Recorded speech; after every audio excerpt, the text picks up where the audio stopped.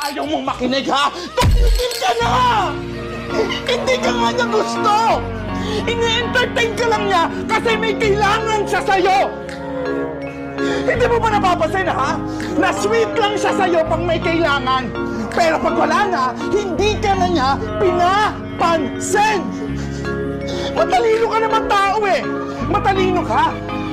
Isipin mo naman yung sarili mo! Unahin mo naman yung sarili mo! Mahalin mo naman yung sarili mo! At tanggapin mo na yung katotohanan na hindi ka magugustuhan ng taong nagugustuhan mo!